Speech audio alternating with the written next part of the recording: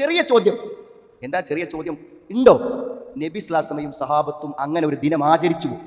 റസൂലുള്ളാഹി സ്വല്ലല്ലാഹു അലൈഹി വസല്ലമയുടെ അതേ പ്രായമുള്ള ആളുകൾ, അതേ ദിവസത്തിൽ ജനിച്ച ആളുകൾ ഒരു പക്ഷേ പ്രവാചകന്റെ വഫാത്തിന് ശേഷം ഉണ്ടായിരുന്നല്ലോ. അവർ പ്രവാചകന്റെ വഫാത്ത് കഴിഞ്ഞ് അടുത്തൊരു റബീഉൽ അവ്വൽ വന്നപ്പോൾ ആ 12-ന്റെ അന്ന് എന്തെങ്കിലും ചെയ്തു. ഇതേപോലെ തിങ്കളാഴ്ച നോമ്പിനെ തെളിവ് വിളിച്ചിട്ട് പറയും അന്ന് ഞാൻ ജനിച്ച ദിവസമാണെന്നാണ് പറഞ്ഞത്. അപ്പോൾ തിങ്കളാഴ്ചക്ക് ഒരു പ്രത്യേകത ഉണ്ട്, പിന്നെ നബി ജനിച്ച ദിവസത്തിന് പ്രത്യേകത ഉണ്ട് എന്ന് പറയും. അപ്പോൾ സുഹൃത്തുക്കളെ എന്താ നടത്തേണ്ടത്? നബിദിനത്തിന് അന്ന് ചോറ് വിളമ്പല്ലല്ലോ, നോമ്പ് വിൽക്കല്ലേ വേണ്ടത്. അതാണ് തെളിവെങ്കിൽ, പ്രമാണമെങ്കിൽ അതല്ലേ ചെയ്യേണ്ടിയിരുന്നത്. അപ്പോൾ യാതൊരു പ്രമാണവും 3 നൂറ്റാണ്ടിൽ ഒരാളും നബിദിനം ആഘോഷിച്ചിട്ടില്ല എന്ന് വ്യക്തമായി കഴിഞ്ഞാൽ മാ അന അലൈഹിൽ യൗമ വസ്ഹാബി. ഒന്നും കൂടെ വ്യക്തമായിട്ട് മറ്റൊരു റിപ്പോർട്ട് കാണാം. മൻ കാന അലാ മിസ്ലി മാ അന അലൈഹി വഅസ്ഹാബി. ഞാനും എന്റെ സഹാബത്തും ഏതുപോലെയായിരുന്നോ അതുപോലെ ആയവർ മാത്രമാണ്, ആ കക്ഷി മാത്രമാണ് സ്വർഗത്തിന്റെ കക്ഷി. എന്ത് സംശയ സുഹൃത്തുക്കളെ? ഇനി നമ്മൾ പോയി കിതാബ് നോക്കണോ, തർക്കിക്കണോ, സംവാദം വേണോ? എന്തിനാവശ്യം? ഒന്നും വേണം. സഹാബത്തിന്റെ അന്നുണ്ടോ? ചോദ്യം. സഹാബത്തിന്റെ അന്നില്ലേ? എന്നാൽ അത് ഇസ്ലാമിൽ ഇല്ലാത്തൊരു കാര്യമാണ്.